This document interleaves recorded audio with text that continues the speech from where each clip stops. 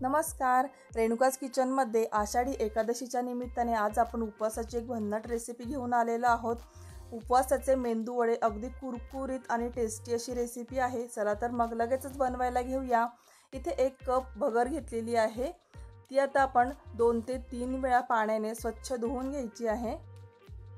अशा प्रकारे मी पाण्याने 2 ते 3 वेळा स्वच्छ धुवून घेत आहे भगर आणि मग नंतर एका चाळणीमध्ये निथळत ठेवायची आहे। 1 कप आपण भगर घेतलेली आहे, त्यासाठी 1 कप पाणी इथे घेतलेलं आहे। चवीनुसार मीठ घालायचं आणि त्यामध्ये जी भगर आपण धुवून घेतलेली आहे ती टाकायची आहे। आता इथे यामध्ये आपल्याला 1 कप ताक घ्यायचं आहे। तर इथे तुम्ही पाण्यामध्ये सुद्धा भगर शिजवू शकता। 1 कप भगर त्यासाठी 2 कप पाणी किंवा 1 कप पाणी आणि 1 कप ताक असं जे मी घेतलेलं आहे ते प्रमाण जर घेतलं तर त्याने खूपच छान अशी टेस्ट येते वड्यांना। त्यामुळे ताकच शक्यतो घ्या आणि एक उकळी आली की आपण यावर झाकण ठेवायचं आणि भात आपण शिजवून घ्यायचा आहे। तर इथे 5 ते 6 मिनिटांमध्ये बघू शकता भात छान मऊसूद असं शिजलेला आहे। आता आपण याला पूर्ण थंड करून घ्यायचं आहे। तर 5-6 मिनिटांमध्ये भात आपला पूर्ण छान थंड झालेला आहे। आता कढईपासून थोडासा त्याला मोकळा करून घेऊया आणि यामध्ये आता आपल्याला दाण्याचा कूट घालायचा आहे। तर इथे मी भाजलेल्या दाण्याचा कूट 2 चमचे घेतलेला आहे। एक पाव चमचा जिरे घालायचे आहेत। हिरवी मिरची घालायची आहे। इथे 3 ते 4 हिरव्या मिरच्या बारीक कट करून घेतल्या, तुम्ही वाटून घेतल्या तरी सुद्धा चालेल।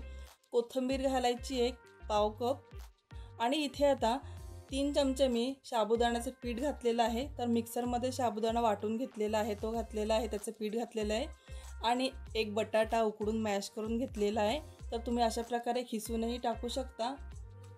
तर आता ह्यामध्ये आपल्याला मीठ घालायचं आहे। तर सुरुवातीला आपण भात शिजवताना मीठ घातलेलं आहे, तर त्या अंदाजाने आपल्याला अगदी थोडंसं मीठ घालायचं आहे, कारण की आता आपण ह्यामध्ये बटाटा आणि साबुदाण्याचं पीठ ॲड केलेलं आहे, त्यामुळे अगदी आपल्या अंदाजाने थोडंसं पीठ घालायचं। आता मात्र हे सर्व छान हाताने असं एकजीव करून घ्यायचं आहे। पीठ जसं आपण मळून घेतो त्या पद्धतीनेच आपल्याला हे असं मॅश करत छान याचं पीठ मळून घ्यायचं आहे। आपण जे भात शिजवताना प्रमाण वापरलं ते अगदी योग्य प्रमाण आहे, त्यामुळे आपल्याला इथे अजिबात पाण्याचा वापर करायला लागलेला नाही आहे।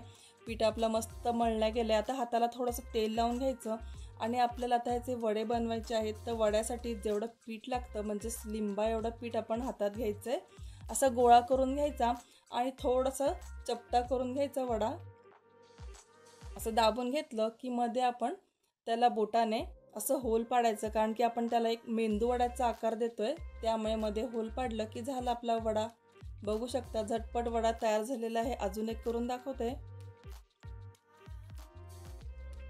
पीठ घ्यायचं, गोल करायचं, प्रेस करायचं आणि मध्ये होल पाडायचं, झाला वडा तयार झालेला आहे। अशाच प्रकारे मी 7 ते 8 वडे इथे बनवून घेतलेले आहेत।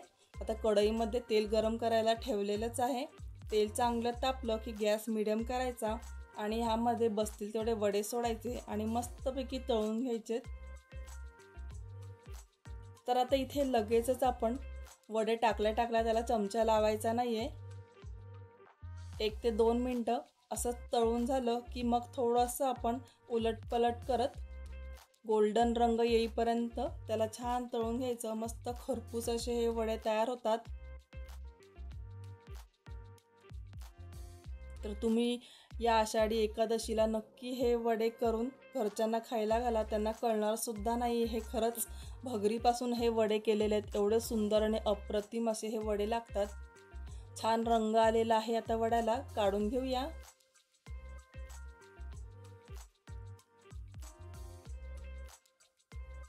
तर आता हे वडे तुम्ही दह्याबरोबर सुद्धा खाऊ शकता किंवा शेंगदाण्याची चटणी आहे त्याच्याबरोबर खाऊ शकता किंवा आपण भगरीबरोबर जी आमटी बनवतो त्याबरोबर सुद्धा खाऊ शकता। खूपच सुंदर असे लागतात हे वडे। तर नक्की करून बघा, अगदी कुरकुरीत क्रंची असे वडे लागतात। जर व्हिडिओ आवडला असेल तर व्हिडिओला लाईक नक्की करा। धन्यवाद।